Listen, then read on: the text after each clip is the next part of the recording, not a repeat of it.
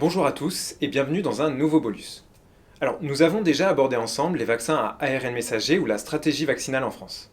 Aujourd'hui arrive un nouvel acteur, le vaccin AstraZeneca. Annoncé comme étant plus simple d'utilisation et s'appuyant sur une technologie plus éprouvée que les vaccins à ARN messager, son histoire n'en est pas moins émaillée de quelques controverses. Alors, dans ce nouveau bolus, nous allons vous présenter le vaccin des laboratoires de l'université Oxford et d'AstraZeneca. Nous aborderons la technologie des vaccins à vecteur viral, l'histoire de ce vaccin en particulier et son utilité dans la campagne de vaccination contre la Covid-19.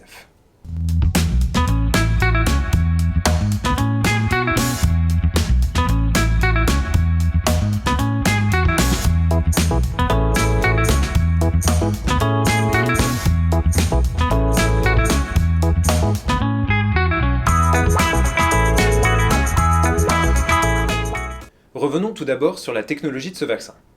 Le vaccin AstraZeneca utilise la technologie des vaccins à vecteur viral. Et comme nous allons le voir, ce n'est finalement pas si différent de la technologie des vaccins à ARN messager.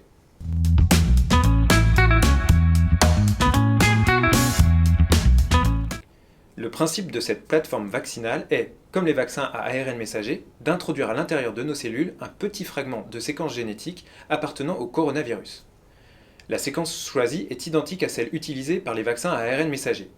Il s'agit de celle codant pour les protéines de surface Spike.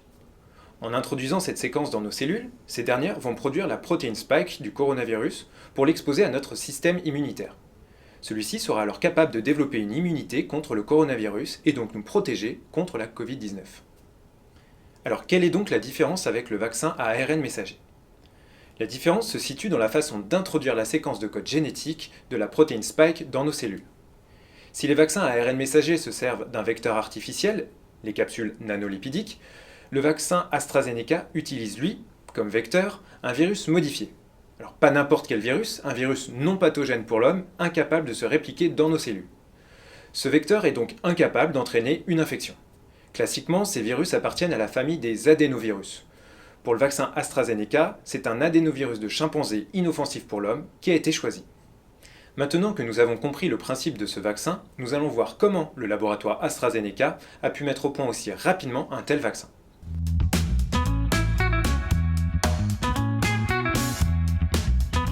Comme pour le vaccin à ARN messager, l'histoire n'a pas débuté il y a un an. Il faut savoir que la technologie des vaccins à vecteur viral est assez récente, mais a déjà connu un très beau succès face à une maladie émergente redoutable, la fièvre hémorragique à virus Ebola. Le vaccin s'appelle Ervebo. L'université d'Oxford travaillait depuis plusieurs années sur le virus de chimpanzé Shadox1 comme vecteur vaccinal. En effet, ce virus peut générer une forte réponse immunitaire sans risquer de provoquer une infection lui-même. Ces travaux s'inscrivaient dans le développement d'une solution vaccinale contre la maladie X. Alors, utilisée par l'OMS, l'expression maladie X désigne la prochaine épidémie grave qui pourrait être causée par un agent pathogène encore inconnu des scientifiques, ce qui correspond exactement au SARS-CoV-2. Ainsi, quand la Covid-19 a émergé fin 2019, les chercheurs de l'université d'Oxford avaient déjà leur vecteur viral prêt à être utilisé. Il ne leur manquait que la séquence génétique à intégrer. Le code génétique complet du SARS-CoV-2 ayant été publié très rapidement en janvier 2020, les équipes de l'université d'Oxford ont pu mettre au point leur candidat vaccin dans la foulée. L'université s'est alors associée à l'industriel AstraZeneca, comme BioNTech avec Pfizer, pour industrialiser le vaccin. Et au prix d'efforts administratifs et de recherche et développement colossaux, déjà expliqués dans un précédent bolus, le vaccin a pu voir le jour en moins d'un an.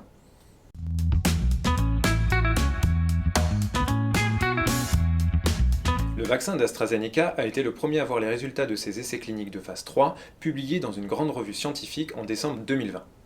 Dans cet article, on apprend que le vaccin a une efficacité contre les formes symptomatiques de la Covid-19, évaluée 15 jours après la seconde injection, estimée à 62,17%. Si ces résultats est inférieur aux résultats des vaccins à ARN messager, c'est largement supérieur aux objectifs de 50% fixés par l'OMS pour les vaccins anti-Covid. Ce résultat justifie à lui seul la pertinence d'utiliser ce médicament pour lutter contre la pandémie en cours. Le schéma vaccinal est semblable à celui des autres vaccins actuellement utilisés en France, puisque 2 doses sont nécessaires. La différence se situe dans le délai entre ces 2 doses, puisqu'il est conseillé de les administrer à un intervalle de 9 à 12 semaines. Cette durée, plus longue que pour les vaccins à ARN messager, garantit une meilleure efficacité dans le cas du vaccin AstraZeneca.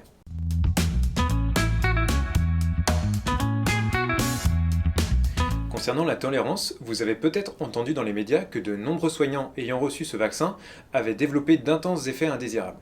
Fièvre, courbatures et asthénie, essentiellement dans les 24 heures suivant l'injection et spontanément résolutifs.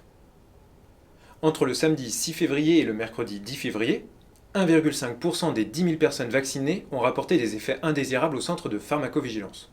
Aucun événement grave ou non résolutif n'ont été pour le moment déclarés.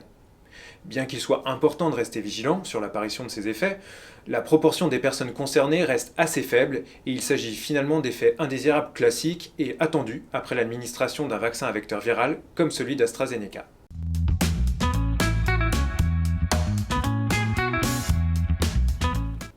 La particularité des essais cliniques du vaccin d'AstraZeneca est qu'ils ont inclus essentiellement des personnes âgées de 18 à 65 ans. Ainsi, trop peu de données sont disponibles pour savoir précisément le niveau de protection que le vaccin peut conférer dans des populations plus âgées ou fragiles. Cela explique pourquoi en France, on a choisi de vacciner avec ce vaccin que des personnes de moins de 65 ans. Tout simplement parce que c'est pour cette population que nous avons des données d'efficacité et de sécurité publiées. Par ailleurs, le grand avantage de ce vaccin est qu'il n'impose pas de conditions de conservation spécifiques. En effet, ce vaccin est stable 6 mois entre 2 et 8 degrés. Cet avantage technique permet d'envisager la distribution du vaccin par un circuit de ville via les pharmacies d'officine.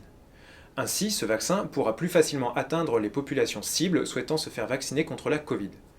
Au-delà de nos frontières, la plus faible contrainte logistique permet aussi d'espérer, avec ce vaccin, une démocratisation de la vaccination contre la Covid-19 pour les pays les plus pauvres de la planète. La solution à cette pandémie passant nécessairement par des avancées mondiales.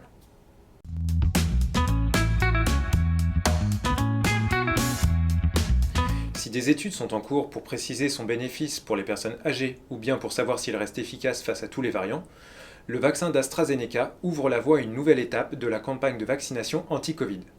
Son efficacité, certes moins spectaculaire que celle des vaccins à ARN messager, reste extrêmement intéressante pour lutter contre la Covid-19. Sa simplicité d'utilisation et de conservation le présente comme un outil majeur de notre arsenal contre le coronavirus. Dans notre prochain bolus, nous aborderons la vaccination chez les personnes ayant déjà eu la Covid-19. Merci d'avoir regardé cette vidéo et nous vous disons à bientôt pour l'administration d'un nouveau bolus.